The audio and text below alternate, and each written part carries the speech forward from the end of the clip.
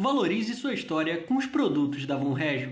Link na descrição. Fala Brasil, TV Imperial no ar e hoje vou contar algumas curiosidades pouco conhecidas sobre o último império do mundo. O mesmo que abriga mais de 175 mil brasileiros, formando a terceira maior comunidade brasileira no exterior, o Império do Japão. E lembrando, se Voz MC gosta dos vídeos e quer ajudar o nosso trabalho, faça uma contribuição no Apoia-se.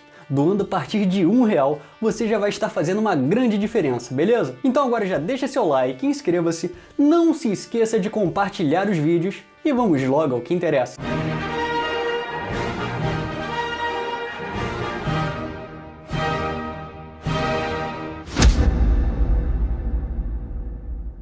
A dinastia mais antiga do mundo. A dinastia japonesa é a mais antiga ainda reinante, sendo o imperador Akihito o 125º descendente do imperador Jimmu, o primeiro soberano japonês. Isso resulta numa linhagem ininterrupta que vem do ano 600 a.C., ano de fundação do país. E a história dos imperadores do Japão é cheia de mistério. Por exemplo, segundo a tradição, o soberano do país é descendente de Amaterasu, uma divindade que faz parte dos mitos japoneses e domina o panteão da religião shintoísta, sendo ela a deusa do sol, o senhor de uma era. Cada reinado de um imperador do Japão é referente a uma era no calendário japonês. E quando o monarca morre, surge uma nova era, retornando ao ano 1. Por exemplo, o reinado de Akihito representa a era Heisei, que significa paz em todo lado, e após sua morte, terá o nome póstumo de Imperador Heisei. Em seguida, uma nova era surgirá com a ascensão de seu herdeiro, o príncipe Naruhito, de semideus a homem. Segundo a Constituição de 1947, o imperador é o símbolo do Estado e unidade do povo japonês. Sua Majestade ainda é a autoridade máxima da religião shintoísta. Porém, até a Segunda Guerra Mundial, a coisa era bem diferente. O culto Ara-hitogami, que significa um deus que é ser humano, foi muito difundido no Japão até o fim da Segunda Grande Guerra. Ele foi aplicado ao então imperador Hirohito e exigia total obediência e lealdade ao soberano como a uma divindade. E isso só mudou com a derrota e rendição japonesa na guerra, quando o monarca renunciou a este estatuto, defendendo que sua relação com o povo não deveria assentar numa ideia divina, mas sim uma dependência histórica e familiar. Várias funções.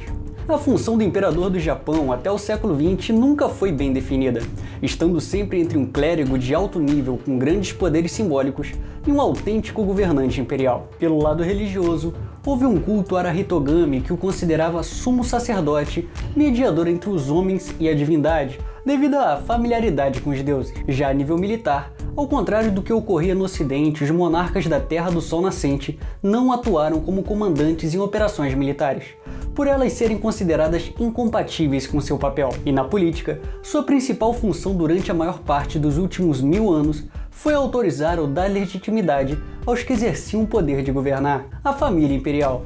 A atual família imperial japonesa é formada pelos imperadores Akihito e sua esposa Michiko, tendo o casal imperial 2 filhos. O mais velho é o príncipe herdeiro Naruhito, casado com a princesa Masako, com quem teve uma filha, a princesa Aiko. O filho mais novo do imperador é o príncipe Fumihito, casado com a princesa Kiko, com quem teve 3 filhos, as princesas Mako e Kako e o príncipe Hisahito. O Palácio Imperial.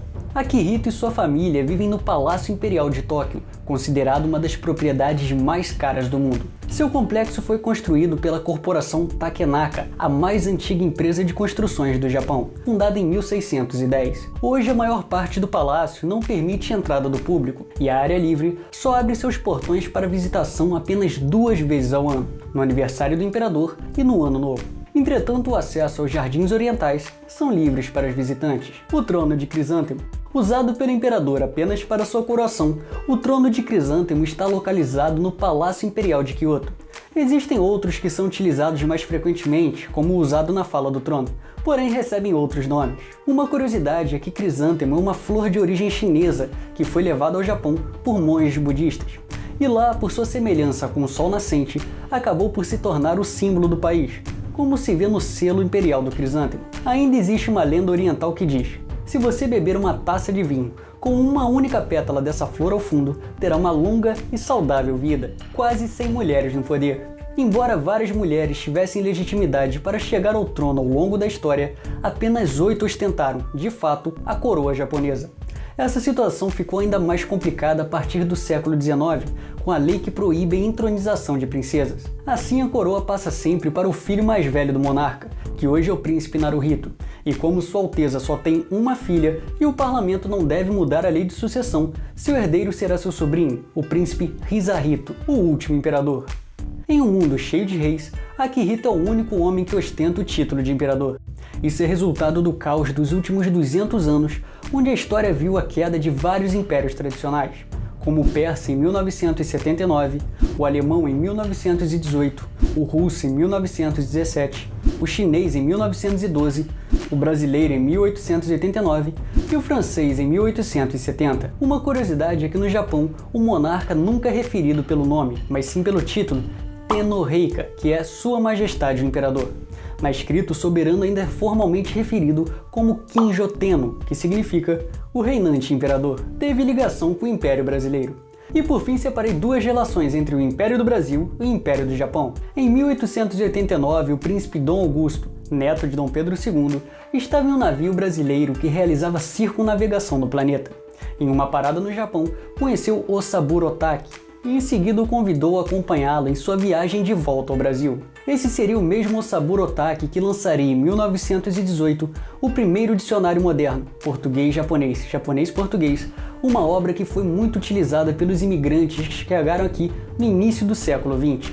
E por seu esforço e dedicação às relações nipo-brasileiras, Otaki é considerado um dos grandes heróis da imigração japonesa ao Brasil. E a outra ocorreu em 1888, quando o próprio Dom Pedro II contratou o acrobata e professor de jiu-jitsu Manji Takezawa para ser um instrutor de lutas dos oficiais da Guarda Imperial. Porém, um ano depois, com a República, Manji teve de voltar à vida de acrobata, onde montou o Circo Imperial Japonês, que passou a viajar por todo o Brasil.